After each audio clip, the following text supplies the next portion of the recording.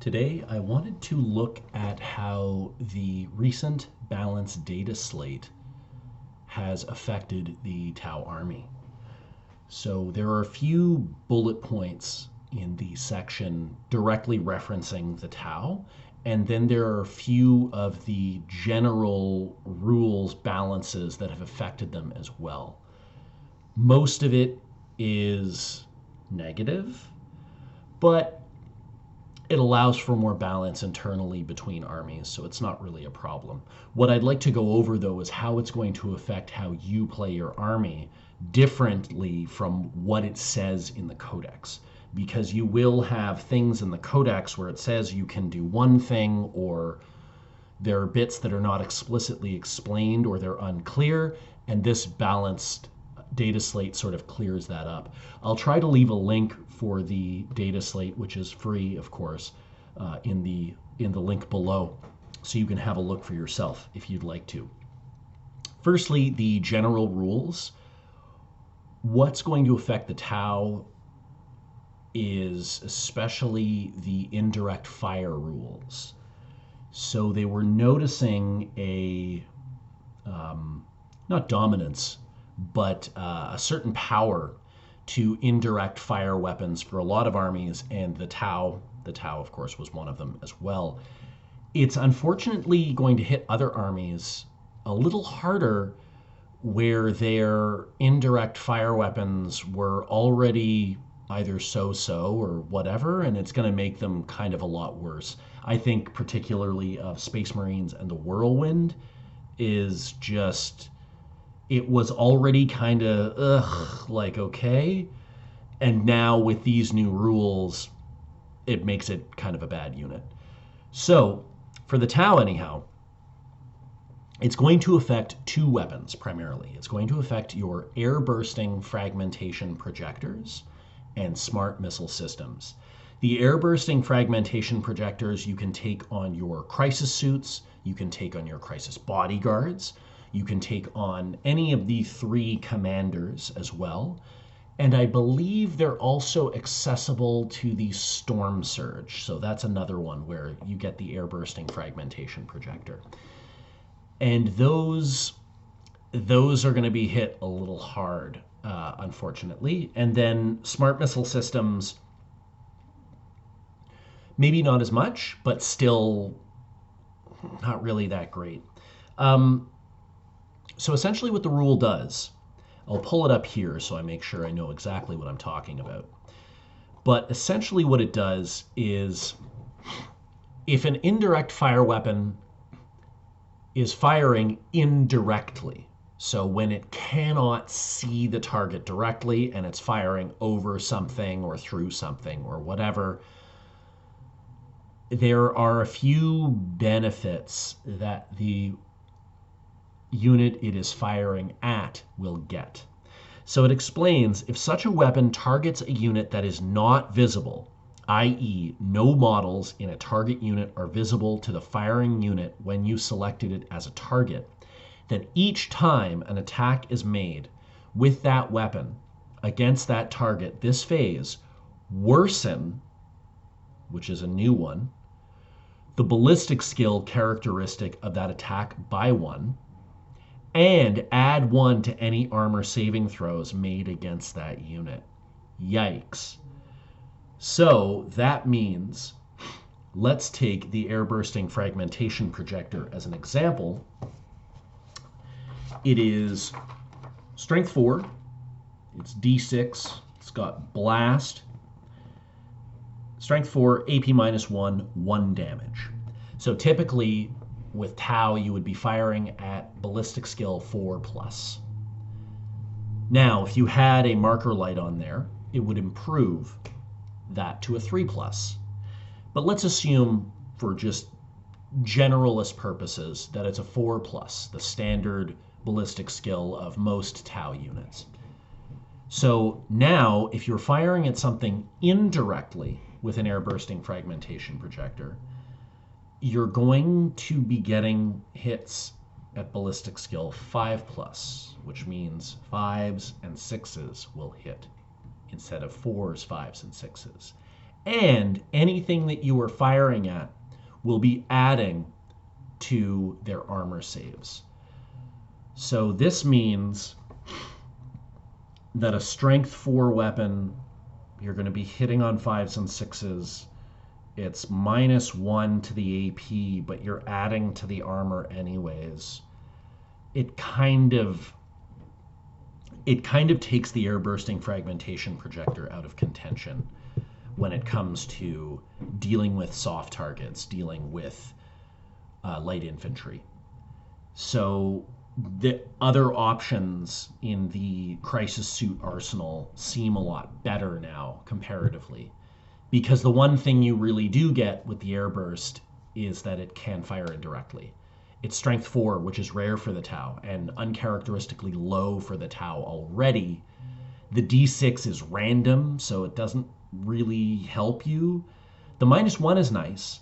The problem is now if you're firing indirectly, that's effectively just gone because you're adding to the armor of the unit you're firing against.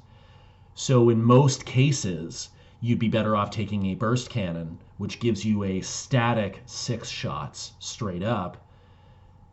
It's strength 5.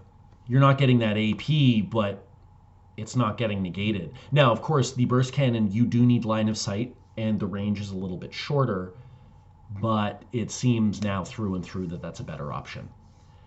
So kind of a rough ride for the air bursting fragmentation projector. The smart missile systems, those I think did not get hit as hard because of the units that can take them, other options on those units. Anyhow, I'll describe it and you might see what I mean. So typically for the smart missile systems, you can have them on broadsides as a secondary choice. You can have them on hammerheads and skyrays, again, as a secondary weapon system. They can also go on devilfish as an option, and I believe they're automatically equipped to the storm surge. They're an option for the Riptide battlesuit. And I think that's about it, because regular like crisis suits can't take them, commanders can't take them. They are also an option for the small turret for fire warrior strike teams and breacher teams. So that's another option there for smart missile systems. The reason I don't believe they're hit as hard is because smart missiles are strength 5, which falls in line with a lot of the other Tau firepower. And the difference between strength 4 and strength 5 is quite a lot, especially if you're firing at something that has a higher toughness. The strength 4 is going to be not wounding as heavily on certain things than the strength 5. I mean, that sounds obvious when I say it like that. Strength 4 is obviously not as strong as strength 5. It's right there in the word strength. But with the way things have toughness in this game now, especially if we're looking at, say, Space Marines, a kind of measuring stick when it comes to toughness, they're all typically toughness 4. So something that's strength 4 is going to be wounding them not as often as something that's strength 5. Or now, for example, orcs, all of them are toughness 5. So strength 5 is going to have a much easier time than strength 4. As well as, let's say, obviously not an ideal target, but let's say you're firing at a toughness 8 vehicle or monster. Again, that strength 4 is going to be wounding on 6s, whereas you'll get it on 5s and 6s for the strength 5. Now, all that aside, that's also just a reason why strength 5 is better than strength 4 currently, and why it's so much better.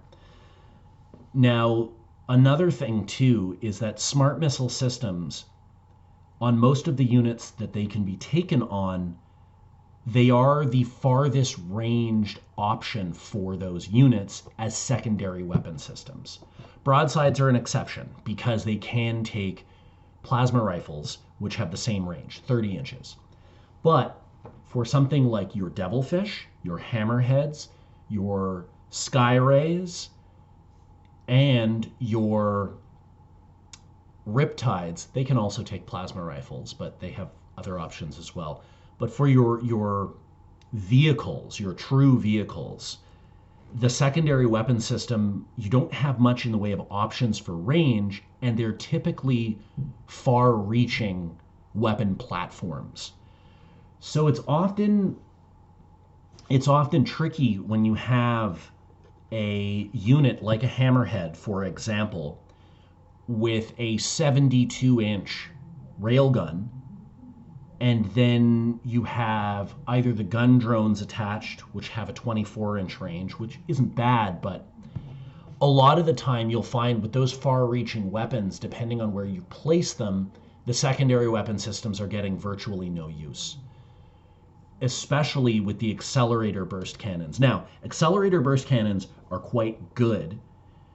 The issue is its range is only 18.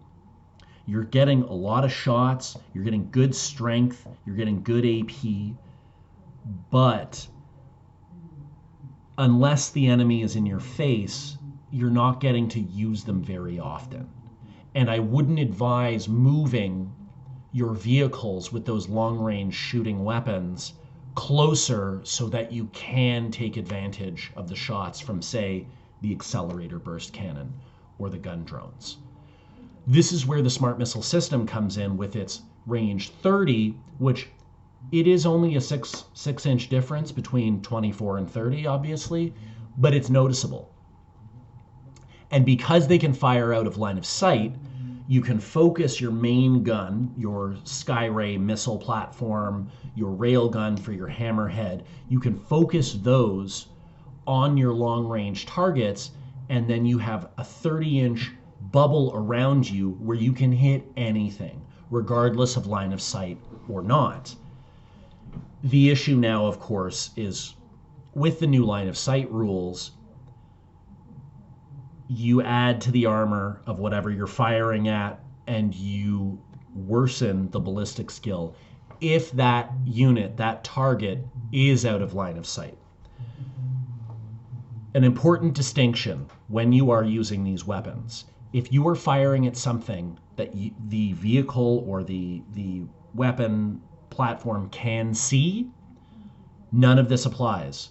You do not worsen the ballistic skill. You do not add to the armor saving throw. So keep that in mind. So it may be better to try and get line of sight on a target, but if you can't, you have the option at least to fire indirectly, albeit at a worse ballistic skill and worse AP. Smart missile systems are still a very solid option, I would say, mostly for your hammerheads and your skyrays. To a degree for broadsides, although with a broadside, especially with the twin rail rifle, having two plasma rifles as well is kind of complementary to the rail rifle. They're heavy shots, heavy AP, good damage. You'll want to be firing them at the same target. So, and of course, the smart missile systems are also more expensive. There's a premium to be paid for that line of sight ignoring weapon. When it comes to the devilfish, the transport for your fire warriors, I would say now the smart missile systems are not a good option to choose. They make the vehicle more expensive, and typically with your devilfish, you're going to want to be getting them a little closer than you would your gunline platform tanks, because they're going to be letting troops out, because they're going to be moving to certain spots and releasing their contents. Having it with the stock gun drones as opposed to the smart missile systems is now, in my opinion at least, a far better option. You're not paying extra points for the transport. It's a relatively expensive transport, but it's a very good one. You're not paying those extra points for it. and the gun drones synergize a little bit more with the one accelerator burst cannon that the Devilfish has anyhow. You're also not getting a Devilfish as a gun platform. That's not its job. So the extra guns on it are kind of like gravy. They're added firepower that's nice to have. There's no real reason to be spending the extra 10 points now just to get something that adds a touch of AP and indirect fire when the AP doesn't matter anymore and the indirect fire worsens the ballistic skill. The strength is the same. You're getting just a touch, a smidgen more range out of the gun. It's not really all that valuable. So for things like, as I said, your sort of gun line platforms, Devilfish, Skyrays, it's still quite a solid option to choose, and I think still the best one, even though it has that line of sight caveat added to it. Whereas with Devilfish, it doesn't, I would say it's not really a solid option anymore. And with broadsides, if you're taking the sort of missile broadsides and you want as many shots that you can pump out as possible, it might be good to add the extra points. But the plasma rifles are really good and really cheap. It's just fewer shots that you're getting, but they're really good shots if they get a hit in. -4 AP, strength 8, damage 3. They're really good. So that's primarily how indirect fire is going to affect the Tau. There was a small thing that they cleared up with bodyguards, and this is going to affect the Tau crisis suit bodyguard units, where people were using the way the rules were written to a very weird degree, where you could effectively have your character unit and then the bodyguard unit, because of the way the rules were worded, could be hiding out of line of sight farther away within their bodyguard range, but out of line of sight, say behind a building. And so you have your character up front, the bodyguard's behind them, behind a building, and you can't target the unit because of the way that works, because of that interaction. So they've kind of cleared that up. So just make sure when you're selecting your bodyguards that you know this. This is no longer an exploit that can be taken advantage of when it comes to bodyguards. This is also going to affect other armies as well. So anyhow, those are the core rules that are going to really affect the Tau. Now, there is a specification about aircraft, but the Tau aircraft kind of suck anyways, so I doubt this will add much of a restriction. But it says when mustering your army for a matched play game, it cannot include more than one aircraft model if you're playing combat patrol, that's the smaller game, or incursion. More than 2 aircraft models if you're playing a strike force sized game, so that's your 2,000 point game typically.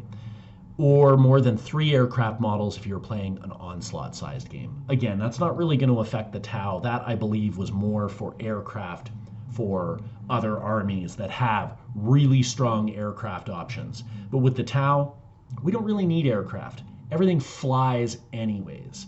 You can hop over terrain with most of your vehicles, most of your battle suits. So that aircraft thing is not really going to come into play that much, for the Tau anyhow. Now, there was also a section that specifically addresses the Tau. So, one affects the Montcalm, philosophy of war. So when you're playing the Tau, and when both armies have been set up, and you know which player is going first, you select either Montcalm or Cao Yan. Montcalm was seen as the better option, and it's the one that is in turns 1, 2, and 3. Typically, what you would get, as it states in the Tau Codex with Montcalm, is you would get an extra -1 AP. So you improve the armor penetration characteristic by 1, and you re-roll a wound roll of 1 within the range shown in the table. So turn 1 is 18 inches, turn 2, 12, and turn 3, 9. So those ranges have not changed. They're the same. But the part about armor penetration being improved, that's removed. So now it reads, change the second bullet point of the Montcalm ability to read. Each time a model in that unit makes a ranged attack that targets the closest eligible enemy unit within range shown in the table below, re-roll a wound roll of 1. So the re-roll 1s for wounds, that's still there. And the ranges are still the same, and it's still the way it works for turns 1, 2, 3. But you're not getting the improvement to the AP. So they've changed that, which I think adds a lot more internal balance between the two philosophies of war. Personally, I was a big fan of Cao Yan. I liked that late game force multiplication that you get from exploding dice when you will probably have fewer units on the table as the turns have gone by and as you've lost units. And now it makes Cao Yan a little more enticing in general. The second change, this one was specific to the Farsight Enclave's Sept Tenet. So that one, that Sept Tenet was each time you shoot and fight, you can re-roll 1 wound roll. That stayed the same. But the other part of it was each time a model with that tenet makes a ranged attack that targets a unit within 12 inches, the target is treated as having a marker light token. Now it reads, each time a model in that unit makes a ranged attack that targets the closest eligible enemy unit within the range shown. Oops, sorry. I was reading the first bullet point again for Montcalm. It says, each time a model with this tenet makes a ranged attack that targets a unit within 9 inches, the target is treated as having a marker light token. So, seeing as it's within 9 inches, it's not within 12 anymore, it doesn't seem like a huge deal, but it really is for things like crisis suits. So, when you are using the Manta Strike ability for your crisis suits, for your commanders, or for anything else, because you're using the typical deep strike rules, you will have to drop your unit in outside of 9 inches. So typically what people would do is they'd get in that sweet spot between 9 and 12, typically, and they would still be able to count as though they have a marker light token. Now that sweet spot is gone, and there's no possible way for you to be able to use that deep strike outside of 9 inches and gain the benefit of that free Farsight marker light. If you have regular marker lights from the rest of your army that you've used, that's good. That's all cool. That still applies. You still get to use those marker lights. But for the sake of the Farsight Enclave Sept Tenet, it's no longer possible because you have to Manta Strike outside, just outside of 9 inches. And this rule now stipulates that if it targets a unit within 9 inches, the target is treated as having a marker light. So you're just outside that window. So that changes the power of the Farsight Enclaves specifically. It won't affect any other armies, or any other septs, rather. Finally, a simple one, or second to finally, a very simple one. Remove the core keyword from the keyword section of the Broadside battlesuits. So that is, Broadsides were amazing. Now they're really good. They just don't have the core keyword. That is going to change a lot of interactions when it comes to ethereal invocations, when it comes to your commander's ability to get something to reroll ones. It's going to change interactions with a lot of stratagems. So just be aware that broadsides now don't have core. It's unfortunate, but fair, honestly, because they were really good And getting all those added abilities to broadsides with their super heavy, scary gun was a little much, especially at the points cost that they're at now. I'm glad their points cost, at least for now, has not been increased. Core was just taken away. An unintended effect of this is that now crisis suits they seem to be the ultimate winner in the Codex. They seem to be the far and away the best, strongest, most powerful unit. Wide variety of weapon options, decent durability, good access, and they have the core keyword. They're the most dangerous unit with the core keyword now, because other units with core are stealth suits, which are like firepower wise, whatever, not really great. Your fire warriors, so strike teams, breacher teams, pathfinders, and I believe, crisis suits and crisis bodyguards, of course. That's about it that's got core. Otherwise, there's no core throughout the army. So Broadside's losing it in that way kind of pushes a little bit more favor towards the crisis suits. Crisis suits are stupid good now. So, they were stupid good before, but they're even stupider good now, if that makes sense. And now, actually, finally, add the following to the repulsor impact field and photon grenade stratagems. The charge roll modifier incurred via this stratagem is not cumulative with any other negative modifier to a unit's charge roll. This effectively means you cannot stack these things together. So a repulsor impact field or a photon grenade stratagem will typically reduce a unit's charge by 2 inches. You cannot get them both together to make that 4. That's not possible. Or you cannot combine that with one of the drones from Pathfinders, which is also something that will reduce charge range. So, for example, Pathfinders kind of got hit by this a little bit, where they have access to the repulsor drone or grav inhibitor drone, which if you have the drone, anything charging that unit gets a -2. Pathfinders also have access to photon grenades, as they have the photon grenade keyword, and this would allow them to use the stratagem photon grenades, which before this would allow it so that you'd actually be giving a -4 to a unit to charge. Now that's no longer a possibility. So it has kind of lessened the value of the grav inhibitor drone, because for free they just have photon grenades and it'll cost you 1 CP to use that stratagem. But if you don't see yourself having the extra CP lying around and you have 10 points, you can add a grav inhibitor drone to it. Keep in mind though that the grav inhibitor drone only affects the unit that it's attached to. So even if something's charging something right next to the grav inhibitor drone, if it's another unit, you're not getting the benefits from that grav inhibitor drone.